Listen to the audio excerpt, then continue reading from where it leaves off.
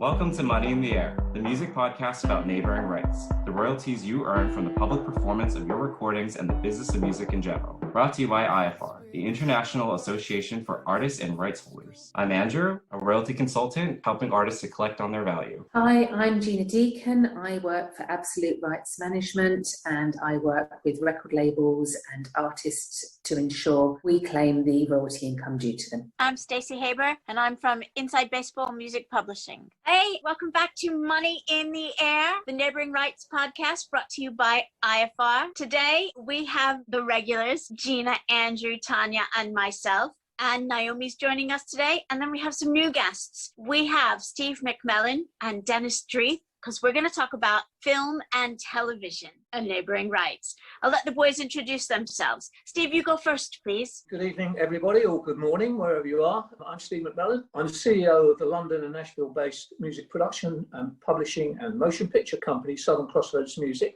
I'm also director of music for the Goldfinch Studios, which is film finance, production and sales operation. Effectively, I've got two roles there, really, which see me carrying on business on either side of the spectrum. Firstly, I'm a rights creator, a rights holder and a rights controller at Southern Crossroads Music. And then secondly, I'm an end user and commissioner of rights, or indeed licensor of rights, at Goldfinch Music for film and TV. A double agent, you might say, but experience on both sides of the equation. Dennis, your turn. I spent the bulk of my life as a film composer, orchestrator, and conductor. I was also president of the Recording Musicians Association for many years, worked with collective bargaining issues with the Musicians Union here in the U.S. I was the CEO of the Film Musicians Secondary Markets Fund and the CEO of the AFM and SAG-AFTRA Intellectual Property Rights Distribution Fund. And currently I'm chairman of Transparency Entertainment Group, which is an agency working primarily in neighboring rights. We also were involved more recently in audiovisual neighboring rights. Just in case anyone out there doesn't know, can you explain the difference between production music and music used in sync for film and television? I don't think there is any real difference between production music and music that's embedded in film or TV program. I think if production music is used in a program, it should go on the cue sheet, on the music cue sheet in the normal way. It should have an ISRC number and income should be collected from that. I have no doubt about it. And I know a lot of societies will disagree with me and a lot of people might disagree with me, but I really struggle to find any reason or rationale why production music should not attract these payments. Dennis, do you disagree? There are some differences, but the differences really are how music is created and how it winds up in the film. That doesn't affect how it should be compensated. Underscore music, which is basically music that is composed specifically for the film. A composer looks at the film, writes music solely and exclusively for that scene, similar to musical cues that are written for the underscore. How they wind up in the picture, how they're created may be different, but at the end of the day, it's music that's synchronized to a film. And our view clearly is that those who are involved in the creation of that, both as composers and music preparation personnel and those who are involved in the performance of those cues, should be compensated equally and fairly.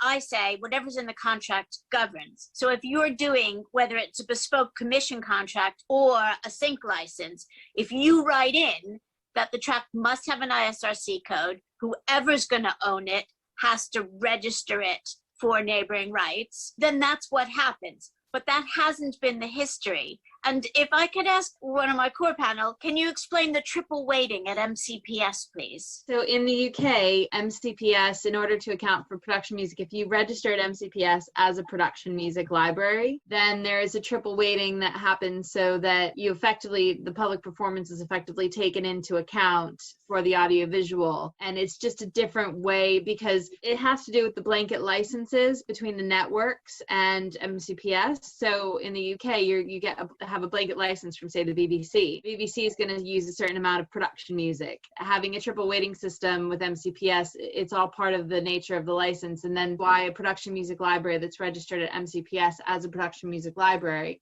can't also register at PPL because they've effectively already paid those royalties over to MCPS. And then what MCPS does with them in terms of whether or not they pay the composer, whoever performs on it, which is usually the composer, has to do with the contract with that composer. In terms of the triple weighting, what is the history of that triple weighting on production music? It's certainly been around for a long time. I don't know the full history, I'm afraid. If I had to take a guess, I'd say it probably has to do with the MU, because everything always seems to go back to something historical with the MU, but I can't really elaborate more than that. Production music is music that's embedded into the film, so therefore it should receive all of the economic benefits that other music does. I have a client who was in a BBC show recently, and they were singing his song, his biggest hit, live in the scene in the TV show. And we were pushing for them to get an ISRC number, and as rights holder, well, he's rights holder, but they would be the licensee in this case, to register the ISRC number with PPL. They didn't know how to do it. We had to handhold them step by step how to get an ISRC number for that particular production use. And I suspect that's going to be the thing we have to do now for the future, is teach producers how to get ISRC numbers. Largely in the US, it's really a political problem. What happened is, if you look at ASCAP and BMI, but ASCAP being around the longest, they set a certain number of standards in the US, and that became, since the film capital was here, it basically set a lot of standards for elsewhere. But what happened, if you look at the ASCAP component, the board is made up of publishers and composers. That's now expanded quite a bit to include a large component of film composers. So we have songwriters and film composers and publishers at the same time, but those are the groups that sort of set the rate standards. And there's really nobody on the ASCAP board who really is an advocate for production music. So any advocacy for production music has to happen from outside of the board. And it's very tough because those are the decisions that are made. It's interesting when you look at it, people say, well, but it's pre-existing music that's licensed for the film. And you go, well, it is, but it has a use. Interesting to note that if there's a song, take a pop song, that's licensed for a motion picture. And let's say that has what's called a visual vocal. So we see somebody on camera lip syncing to that song, that pays at the very highest rate that you can get on a cue sheet for a film. Now, if you have the same situation with a piece of production music, you'll be lucky if it gets credited on the cue sheet, and it certainly won't be treated the same. And to me, it's silly. If both are licensed music, then they should be treated according to whatever category they fall in on the licensing. But I think it really goes back to this whole political issue that there's nobody to advocate for production music. And in the US, production music really for the longest time was a really, really small component. There were very few people really doing it. The most of the production music came from Europe years ago. It's only in the last maybe 15 years that we've seen a real growth. And the nature of production music has shifted quite a bit. What we see now are not just generic underscore cues, but we see all kinds of things that mimic sound recordings in many ways that are now being licensed into films as production music. So I think the time has come, and I think the way to do that is going to probably have to be from some serious advocacy from inside the organizations, because that's who set the rates, that's who set the standards. A lot of producers are actually not going through this MCPS triple weighting that Naomi talked about.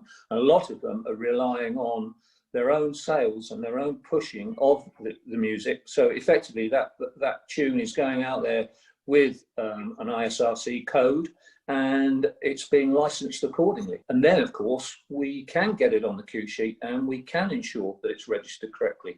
But that's only a fairly recent development that I'm seeing here in the UK. It's certainly not the norm.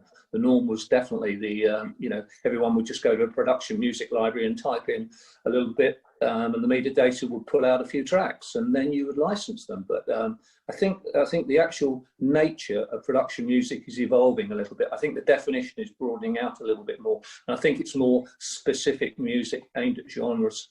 And I think the more sales and marketing that the producers and the production companies are doing, the better. And do you build that into your agreements as a creator? Yes, Good. most definitely. Yes, most Good. definitely. But I must admit that's probably only in the last 18 months, 24 months, because it's not something that, it's always, I think, been a little bit underneath the radar, and maybe it shouldn't have been. But certainly it's something we're doing now. And it's a little bit like music cue sheets generally, because many music cue sheets that I see, and I'm having to sign off on and approve, just haven't got the information that they should have on them. And the production company, or sort of whinging and whining, we need this signed off. Well, that's all fine and well, but I need this information and that information. It's become quite a battle, and it's a bit of a pain, actually, a bit of a pain. Will you create different ISRC codes for that particular visual production, or will you use the original ISRC code that you created? Generally, we'll use new codes for that. Generally, we use new codes, yeah. So it's upon the creator to get a new code for the visual production. Take that responsibility yourself. The creator or the producer of that tune, of that piece of work, yeah. That's certainly the way we approach it. So which territories pay neighboring rights for film and television? I will say that almost every territory has some form of audiovisual right that they collect on, but it can be very, very limited. For example, some territories are quite robust. Spain will pay for theatrical uses and television uses. Germany pays on theatrical and television, including cable as well, but those rates are very small, but they pay a large amount of money for private copy for audiovisual. So there's a huge component there.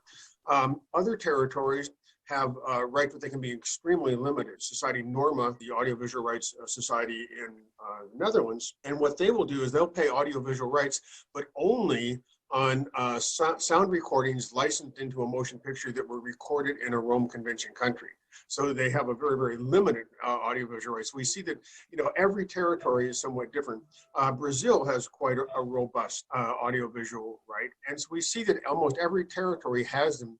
Italy has audiovisual rights, but will only pay based on reciprocity. So for example, in the US, we have no reciprocity. We have no audiovisual rights protected. Our sound recording rights are somewhat limited as well, but manage to be robust enough to generate a lot of money in the US and allow us to collect from several sources on neighboring rights. But audiovisual, we have virtually no protections. All audiovisual kind of remuneration that happens for performers in the US happens via collective bargaining.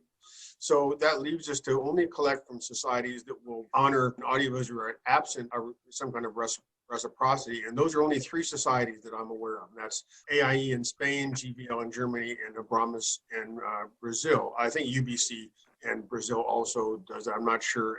We've not seen anything from them, but they may actually honor that. I'm not sure about that. But the countries are Brazil, Spain, and Germany that honor audiovisual rights regardless of the Rome status, of a performer. But the bottom line is that all societies have some form of them, at least in Europe, most EU countries. For example, I believe there's, with the exception, I don't believe there is an audiovisual right in Great Britain, but they managed to collect from other EU territories, even though they're no longer part of the EU. It's complicated, and it's all over the map, is what I'm saying. I would agree with that. It's complicated and all over the map. And it doesn't actually comply with the territorial situation on production music, because if you look what societies pay for the use of production music and which ones don't. I mean, it's quite interesting. A lot of the former Eastern European jurisdictions and territories purport to pay on production music. Now, I don't know whether anybody's actually got any examples or any that can support that, but that's certainly something that we found out. But of course, Poland as well. Poland was on the list. Yeah, Poland and Croatia, and this is gonna test my geography, like the former Yugoslavian countries. But saying that, it's very, very difficult to get set up there and then submit the discography, especially in Croatia. At Huzip, their discography template it's pretty wild, and I don't know if any of you have seen it, but it's almost impossible. But yeah, you're right, Steve. Yeah, Eastern Europe pays. Steve, Dennis, are you happy to start writing those into your agreements and pushing back on work for hires? Yes, and it's interesting because the work for hire in the U.S. has a slightly different connotation. We're not, almost everything in the U.S. is a work for hire, but it doesn't preclude performers from collecting rights. So under the collective bargaining agreement, it's all work for hire. So I think the key is really making sure it's registered correctly. Part of the problem is that we see, at least from ASCAP cue sheets for US productions, we actually see production music listed on a number of cue sheets, but there's insufficient information on those to be able to attach that to any performer. So what happens is the AFM-SAG-AFTRA fund, for example, they get money from Spain to pay an audiovisual right. And they have the cue sheets for the picture to pay it on. And the cue sheet may have been generated here, and somebody will list, whatever production music. Oftentimes, I've worked on a couple of pictures, I've seen the cue sheet, and there'll be music that I never recognized, and it'll turn out to be a piece of production music that was licensed. But at best, you may get the name of a publisher attached to that, but then but they won't provide any information to pay any performers whatsoever on it. So that's a big problem. When someone is negotiating the agreement on behalf of the composer / performer, the agreement itself has to change. The agreement has to say that they, as rights holder, the production company as rights holder, will register as the rights holder the recording by or before the release date of the production. Yeah, and I think ironically, some of the music production houses push back on that very thing themselves, because their notion is they're the rights holder, they want to have that. And I think part of it is an educational process. One of the things that Steve and I have talked about is the need for education to really get people in the production music space to understand how they can take advantage of this. Some of them have done business a certain way, and they've been successful with that business, but yet they're leaving money on the table. And so it's getting them to understand that. And I think that the point is, it's fine. The group that could really push that the hardest, the composer, for example, unless I'm really writing, unless I'm the person licensing the production music itself, as a composer, I don't have much power to tell the company how they have to register pieces of music they purchase for somebody else. But the production music company who's making the production music and licensing that are in tremendous leverage that they don't use, because oftentimes they're licensing music at the last minute. The production company, the film company, has to have that piece of music to be able to make their dubbing date, make a release date, and they would be happy to for them, it would just be a business person saying, "I'll find it, the register the rights holder and get an ISRC for that. We don't care," and they would do it. But the really ask has to come from the person licensing the production music, at least in my opinion. That's why we have to lobby the Producers Guild, and that's why it's called money in the air. They could be clawing back some of the money they're spending on music by collecting as the rights holder. It's crazy that they're not. Where I think we would see a change, and we are going to see a change. If we look at the makeup, and I'm more familiar with ASCAP than BMI or CSAC, but so I'm an ASCAP writer and publisher, so I'm more aware of what goes on there. But when we see some heavy hitters who are involved in production music, when Hans Zimmer and Bleeding Fingers, for example, when Bleeding Fingers becomes elected to the ASCAP board as a publisher member, because that's where the push is going to come. And a heavy hitter like that who has a lot of money at stake is saying, now I'm going to vote on something that's going to make me more money, and they're going to bootstrap the other people along. So that's what has to change. There has to be a change, at least in the political makeup of ASCAP, BMI, and CSAC. But I think ASCAP would be the leader in this. And I've talked to the people at ASCAP, and their attitude is very much like, well, if that happens, of course, if there's one of those people gets elected at the board, then they're going to have their voice and their seat at the table. But somebody has to be a powerful hitter, and we're going to see that happen. It's going to be, it could be, I wouldn't be surprised. Sony Music is entering into this area in a lot of other ways. We're seeing Warner Brothers and Universal. So at some point, one of those companies, somebody who really has sort of a horse in that race, is going to get elected to the board and say, wait a second, that's not right. I want my share. Why don't I get the same amount? Can I just clarify for our listeners, because we bang on every week about it has nothing to do with publishing. Yes. But it's different here for film and television, because quite often the composer is the performer as well. So we're talking about them as the same individual here, but it's because, like Dennis says, in the US, the publishers used to have much more authority and power. All the legislation about controlled compositions is because all the power was in the hands of the publisher. So we're not going back on what we said. Stay with us. In every other area, the neighboring rights really are the performance rights for the performers. They're really sort of totally separate from publishing. Here, it's part of the problem is it's the publishing aspect of this that drives the attitudes about the neighboring rights for audiovisual. I don't know why, but I'm just saying because there's so many people involved, wear both of those hats. They're the performers and they're the either the rights holder or the composer themselves involved in that. So a lot of that. What would happen is that, for example, a film company, they're going to care about what money they can make. So when it's a work for hire, when I do a work for hire, most of the time I'm not a big enough name that I get to keep much, if anything, of my publishing. Most of the time I'm working for a film company. If it's a big company, they get the publishing. I only keep the publishing on small independent films. And I generally keep all the publishing.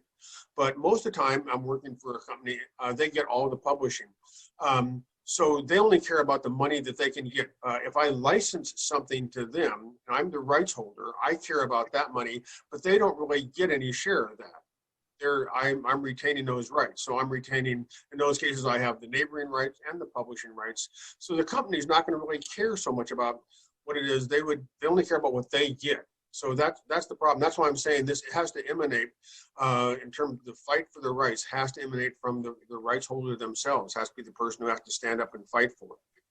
Would they let you, so if it's work for hire and you're not retaining the rights, would they let you release it digitally as a piece of music on Spotify, say? It varies from company to company. Generally, that's something I always put that in my contracts, that I want to have the right to do that.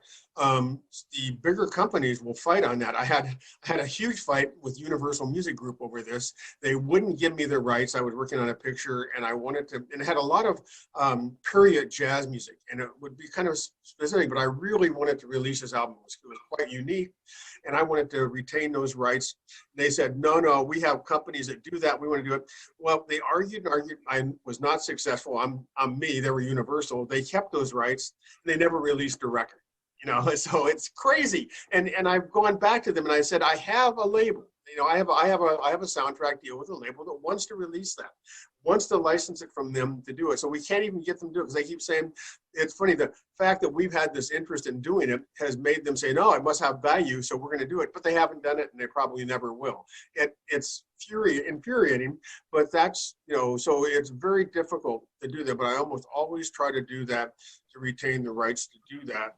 Or if they won't grant me the rights, I try to work some kind of a first refusal. In other words, I say, okay, that I don't have the rights, but you have to, if you refuse to do this album, then the rights will revert to us, or you agree to license that at a fair market value. And there's a lot of ways to do that, but they become very complicated.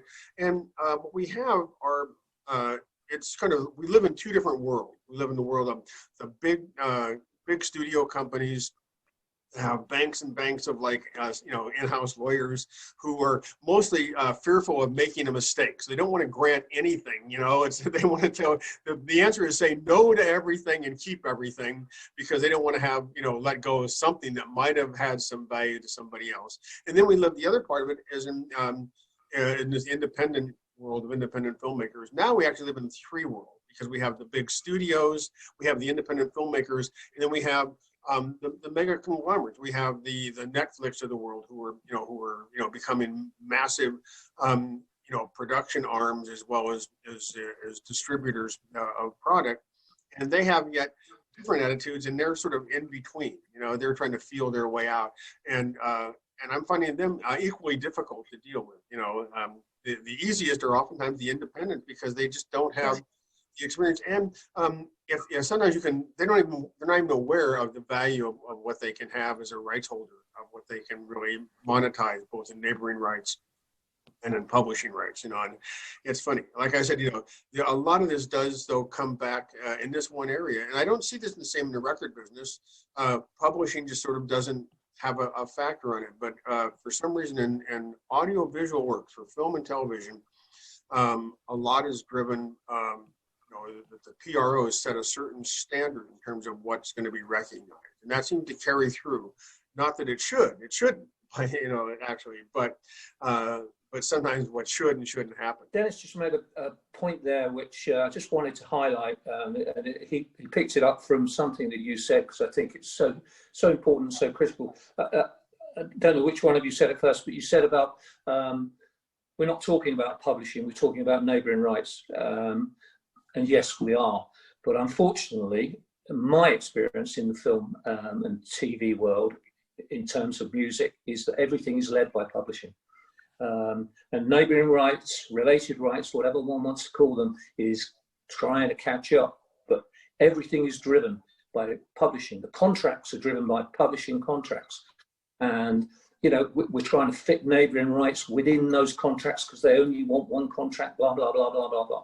So that in itself is really, really something that, you know, we've really got to get over. And that's why I was saying that it really, someone needs to be driving it from the top. The second thing really was the bit about soundtrack.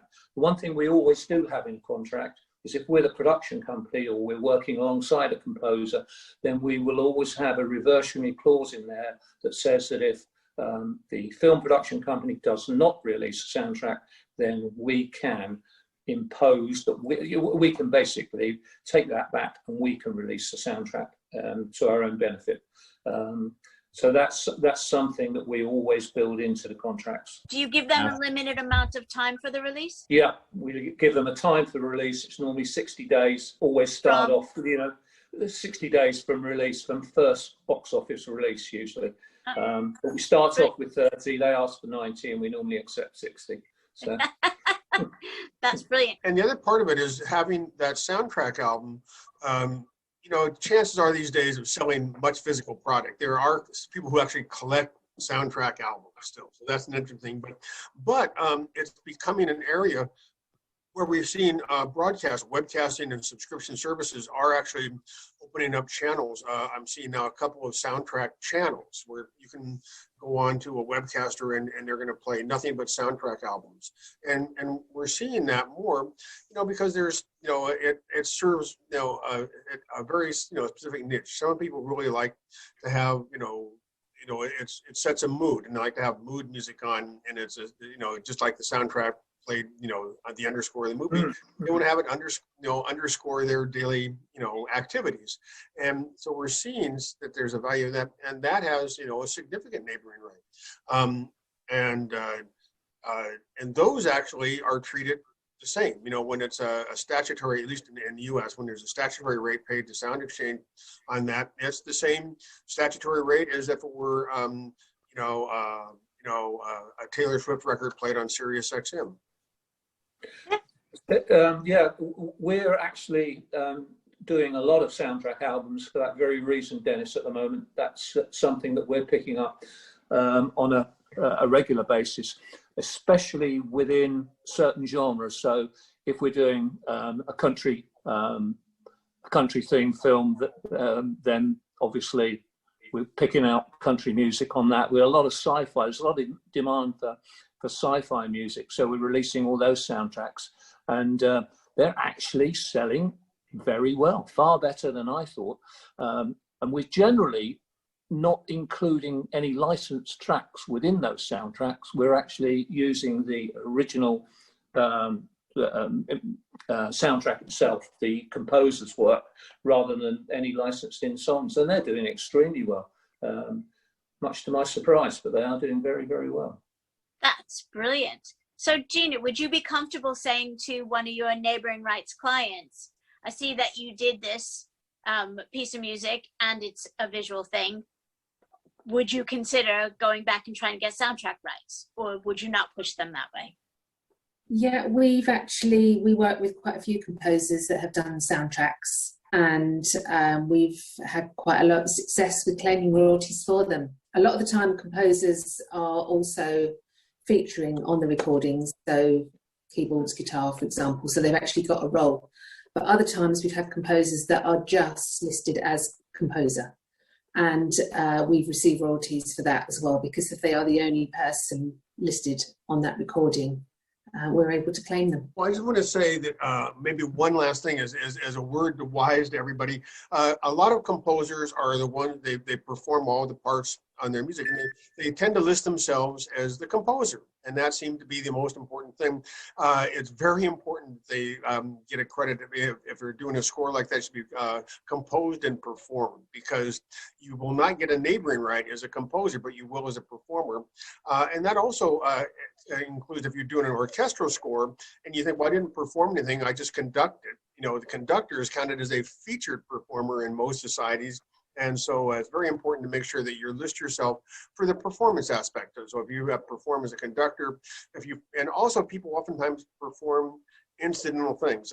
I was working with James Horner on something, and this, unfortunately James is gone in very tragic accident, but he was saying how he didn't do anything on it. And I said, funny, I had been orchestrating, and I said, well, you did. You played a whole bunch of piano parts. He goes, oh yeah, I forgot about this. I just played those because, there was extra piano solos in the score. I said, well, that's part of the score, and you count as a performer. And I, ended up making sure he got put on a union contract, so he actually get paid through a secondary market fund. But the mindset was he was the composer. And he saw himself as a composer and the conductor because he liked to conduct and all that, but he would fail to see himself as a performer in other contexts. And it was funny. So I spent some time with him and say, it's a mindset. There's nothing wrong with being a performer as well as a composer. And if you don't credit yourself like that, make sure you're credited in such a way, you may not be getting the full measure of what you're entitled. Thank you, everybody, for listening. We want you to become a member so that you can hear everything we have to say and have access to these podcasts on our website. Go to www.iafar.co.uk and click on the join button.